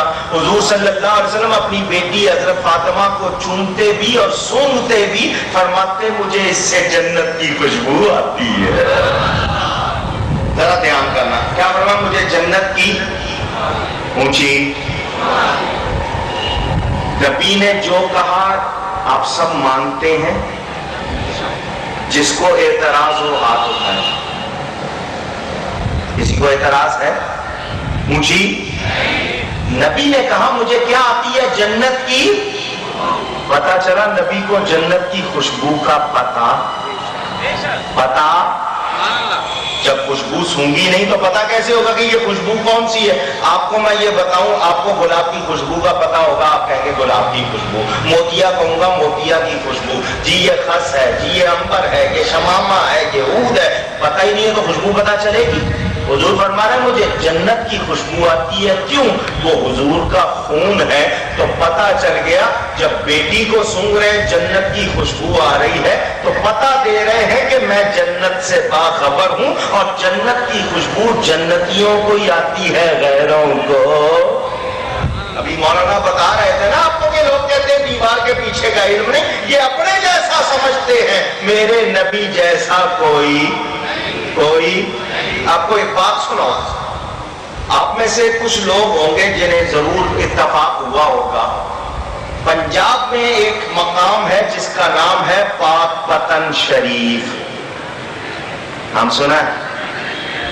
چشتی سلسلہ کے بہت بڑے بزرگ حضرت سیدنا بابا فرید الدین گنجے شکر رضی اللہ تعالی، حضرت فاروق اعظم کی اولاد ہے، بہت بڑے پیر ہوئے، ان کا وہاں مزار شریف، ان کے مزار شریف پر ایک دروازہ ہے، بہشتی دروازہ، جنتی دروازہ، 5 محرم کو کھلتا ہے، دنیا گزرتی ہے، اور جو اس میں سے گزر جاتا ہے حضور صلی اللہ علیہ وسلم کو دیکھا۔ حضرت بابا صاحب کے خلیفہ حضرت نظام الدین اولیاء، انہوں نے دیکھا نبی پاک کو کہ حضور ایک دروازے سے داخل ہوئے، دوسرے سے نکل گئے، فرمایا جو ادھر سے گزر گیا امن میں آ گیا۔ اس دن سے اس کا نام ہی بہشتی دروازہ ہو گیا ہے۔ آپ کہیں گے وہ کیسے؟ تو حدیث سے ثبوت ملتا ہے، بخاری میں حدیث ہے قبر المؤمن روضۃ من ریاض الجنہ، کہ مومن کی قبر جنت کے باغوں میں سے ایک باغ۔ بتاؤ بابا صاحب مومن ہیں یا نہیں؟ ان کی قبر جنت کا باغ ہے یا نہیں؟ تو اس کا دروازہ جنتی ہوا یا نہیں ہوا؟ ثبوت مل گیا نا، آپ کو اعتراض نہیں۔ تو وہاں لوگ گزر کے جا رہے تھے، جب باغ نکل رہے تھے تو باہر کوئی دوسرا کھڑا ہوا تھا، دوسرا سمجھتے نہیں سمجھتے؟ میں نام لینے کی بابا کیا ضرورت، منہ کا ذائقہ خراب ہو جائے، سمجھ گئے نا آپ؟ دیوبندی بھابی کہنے کی کوئی ضرورت نہیں، کھڑا ہوا تھا ایک۔ وہ جب بہشتی دروازہ گزر گیا اس نے اس کو بلایا، جاؤ، اس کے کپڑے پکڑ کے سونگنے شروع کر دیے۔ تو سنی نے پوچھا کیا سونگ رہا ہے؟ کہنے لگا حدیث میں آیا ہے جو جنتی ہوں گے ان کے کپڑوں سے خوشبو آئے گی، تو تو جنتی دروازہ گزر کے آیا ہے، میں سونگ رہا ہوں خوشبو ہے یا نہیں؟ سنی بڑا تگڑا تھا، اس نے کہا خوشبو تو آئے گی مگر دوزخیوں کو نہیں آئے گی۔ یہ جنت کی خوشبو جنتیوں کو آئے گی. خیر یہ تو ضمن بات آ گئی, میں نے کیا بتایا, نبی پاک خوشبو سن رہے, پتا چلا جنت کی خبر ہے. نہیں نہیں, اللہ نے تو میرے نبی کو جنت کا مالک بنا دیا. بچوں کو سونگنا, چومنا, ان کو کندھے پہ بٹھانا. حضور صلی اللہ علیہ وسلم اپنے نواسوں کو اپنے کندھے پہ بٹھا لیا کرتے تھے, ان کے لیے سواری بن جایا کرتے تھے, کھیلا کرتے تھے ان سے. تو یہ بھی مجھے اور آپ کو پتا چلا, اس میں کوئی شرم کی بات مجھے بیٹی سے, بیٹے سے کس طرح پیار کرنا. حضور صلی اللہ علیہ وسلم اپنی بیٹی کے گھر آتے ہیں, حضرت فاطمہ اٹھ کے کھڑی ہو جاتی, آگے بڑھ کے ابا جان کو چومتی ہیں, اپنے بیٹھنے کی جگہ پر بٹھاتی ہیں. وہ نبی پاک کے پاس جاتی ہیں, حضور اٹھ کے کھڑے ہو جاتے ہیں, بیٹی کو چومتے ہیں, اپنے بیٹھنے کی جگہ پر بٹھاتے ہیں, دونوں کھڑے ہوئے. سیدہ بھی, نبی پاک صلی اللہ علیہ وسلم بھی. تو سیدہ کا کھڑا ہونا تعظیم کے لیے, نبی کا کھڑا ہونا شفقت کے لیے. کوئی بڑا کھڑا ہو جائے تو یہ شفقت, چھوٹا کھڑا ہو تو یہ بڑے کی تعظیم. یہاں سے قیام تعظیمی بھی پتا چل گیا. آج ہم نبی کی تعظیم میں کھڑے ہو, ہم پر فتوے لگاتے ہیں کھڑے ہونا جائز نہیں. ہم تمہارے لیے نہیں کھڑے ہوتے, ہم اپنے نبی کے لیے کھڑے ہوتے ہیں. آپ کو آسان سی بات سمجھاؤں, پانی کھڑے ہو کے پینا جائز ہے؟ مجھے سارے کہہ رہے نہیں اور سارے پیتے ہیں. کیسے عجیب ہوتی ہے یہ, ارے ماشاءاللہ, سب کہہ رہے نہیں اور سب پیتے ہیں. عادتاً کھڑے ہو کے نہ پیا کرو, کبھی کوئی مجبوری ہو تو اور بات. لیکن بتائیں زمزم کھڑے ہو کے پینا چاہیے یا نہیں؟ مجھے یہ کچھ لوگ ہری پگڑیوں والے نظر آ رہے ہیں, ان کے سامنے اگر آپ کھڑے ہو کے پانی پیو گے ضرور کہہ دیں گے, کیونکہ انہوں نے نیت یہی کی ہے کہ لوگوں کو سنتیں سکھانی. کہیں گے کھڑے ہو کے نہیں پینا چاہیے, مگر آپ ان کو زمزم لا دو تو یہ بھی آپ لاکھ کو کھڑے ہو کے پیئیں گے, آپ کے سینے پہ چڑھ جائیں گے, کھڑے ہو کے پیئیں گے. یہ ہے نا کھڑے ہو کے. کیوں؟ یہ اس پانی کی تعظیم ہے, اس پانی کی اونچی کہیے گا, میں نے مسئلہ سمجھانا, اس پانی کی. اب اندازہ کیجئے وہ پانی جو ایک نبی کی ایڑی کی برکت سے نکلا, اس کے لیے کھڑے ہو رہے ہو, جو ایک نبی کی ایڑی کی برکت سے نکلا. جب اس کے لیے کھڑے ہونا جائز تو نبیوں کے نبی کے لیے کھڑے ہونے سے کس نے منع کیا؟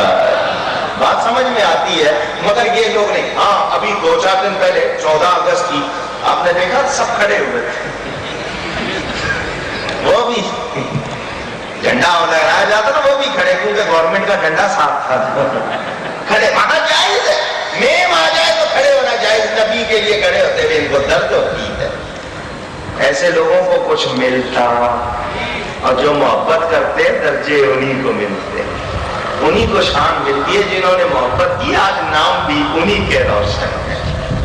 حضور صلی اللہ علیہ وسلم بیٹی کے لیے کھڑے ہو رہے, آپ کبھی کھڑے ہوئے بیٹی کے لیے؟ پوچھ رہا ہوں کیسے سلوک کرنا چاہیے بیٹی سے, کتنی شفقت کرنی چاہیے, کیا سکھانا چاہیے. ہمیں آج پتا, حقوق کی بات کر رہے ہیں, جی اولاد نہیں حقوق ادا کر رہی, فلانے نہیں کر رہے, ملازموں سے کیا کرنا ہے. حضرت انس رضی اللہ تعالیٰ عنہ, ان کی والدہ نے ان کو بھیجا, جاؤ حضور کے گھر میں جا کے خدمت کیا کرو. چھوٹے بچے تھے, آ گئے. وہ کہتے ہیں میں 10 برس نبی پاک کے پاس رہا ہوں. کتنا عرصہ؟ تھوڑا ٹائم نہیں ہوتا, 10 گھنٹے بھی کسی کے ساتھ آپ گزارے, مزاج کا پتہ چل جاتا ہے طبیعت کیسی ہے. 10 برس وہ کہتے ہیں میں رہا, میں نے برتن بھی توڑے, بہت غلطیاں کی, جھاڑنا چھڑکنا تو دور کی بات, مجھے نبی نے کبھی گھور کے بھی نہیں دیکھا. ہماری عورتیں اس معاملے میں بڑی کمزور ہیں. ملازمائیں آ جائیں نا تو سمجھتی ہیں ان کی مالک ہو گئی, تو خالی کیوں بیٹھی, کام کیوں نہیں کرتی. کوئی بچہ اس کی ہمدردی کہہ لے تو اس کے خلاف ہو جائیں گے, اس کی طرفداری کر رہے ہو, ماں کی مخالفت. فرمایا نوکر ملازم 70 مرتبہ غلطی کرے تو معاف کرو. کتنی مرتبہ؟ تو آپ تو 1 مرتبہ میں چھٹی کر دیتے ہیں, جاؤ تشریف لے کر. آج کل کے نا ملازم بھی ویسے نہیں, وہ بھی ویسے بہت چودراہٹ دکھاتے ہیں. یہ معاملہ نہیں ہے, دونوں طرف سے بھی کچھ نہ ہوتا ہے. ان کو بھی چاہیے کہ جو حق ہے وہ کرے. لیکن مجھے اور آپ کو کیا سکھایا؟ حضرت امام حسن رضی اللہ تعالیٰ عنہ نے اپنے مہمانوں کو, معزز مہمانوں کو بلایا ہوا, کھانے کی دعوت کی, دسترخوان بچھایا. ملازم کھانا لایا, گرم گرم کھانا, اس کی دھیان ہٹ گیا, کھانا گر گیا.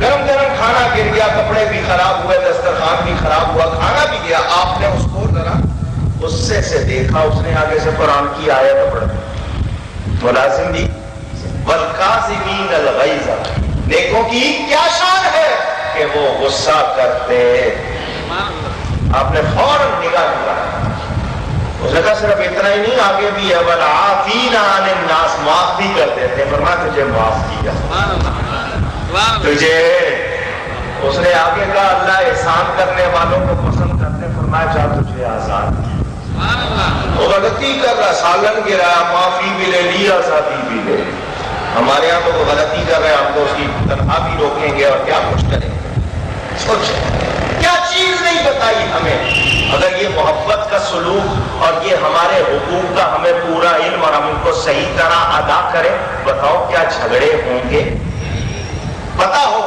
پڑوسی، صحابہ کہتے ہیں ہمیں ڈر لگنے لگ گیا کہ پڑوسیوں کو کہیں وراثت میں شریک نہ کر دیا جائے، اتنے ان کے حقوق بیان ہوئے، 40 ہاتھ ادھر اور 40 ہاتھ ادھر تمہارے پڑوسی ہوں، رشتہ دار ہو تب بھی اور بیگانے ہو تب بھی، آپ کے کھانے کی خوشبو ان کے گھر میں چلی جائے اور وہاں کوئی بھوکا ہو اور آپ کھانا نہ دیں تو آپ کو کیا مل گیا پھر، اور آپ کے یہاں تو عادت ہے چھلکے پھینکنے کی، ایک دوسرے کے یہاں تنگ کرنے کی، حدیث ہے بخاری شریف میں وہ مومن نہیں جس کا پڑوسی اس کی ایذا سے محفوظ نہ ہو، اگر اس کے شر سے نہیں بچا ہوا پڑوسی، اب پتا ہے آپ کو کہ آپ نے کوئی جناب میوزک بجا رہے ہیں، کچھ بجا رہے ہیں، پڑوسی کو ہم تنگ کر رہے ہیں، وہ نہیں اس کا سنانا چاہیے، ایک چیز آپ نے اکیلے نے سننی ہے، کوئی دین کی بات تو نہیں ہے نا کہ پیغام پہنچایا جا رہا، اپنی کیسٹ لگا دی یا شور کر رہے ہیں، اس کو تنگ کر رہے ہیں، تو اگر آپ اس کو ایذا پہنچا رہے ہیں تو آپ کے ایمان کا نقصان ہو رہا ہے،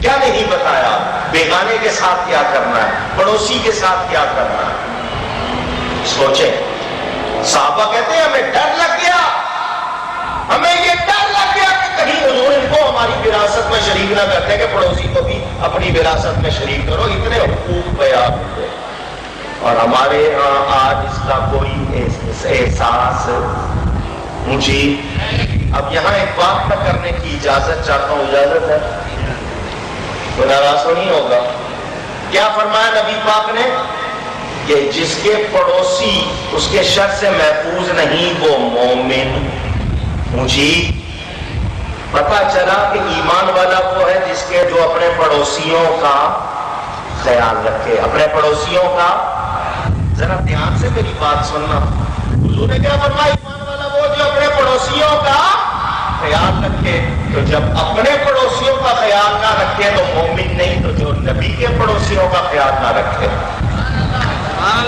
کچھ سمجھے میری بات، بڑی دور کی کہی ہے، حضور صلی اللہ علیہ وسلم کے ساتھ کون ہے، حضرت ابو بکر، حضرت عمر، پڑوسی ہے یا نہیں آج بھی مزار میں، تو جو ان کا خیال نہ رکھے مومن ہے، اونچی ذرا سوچنا چاہیے، ایک صاحب اسی گروپ کے ہمارے علاقے میں آ گئے، بات تو کرنے والی نہیں ہے لیکن اشارے میں کر جاتا ہوں، تھے وہ دوسرے گروپ کے،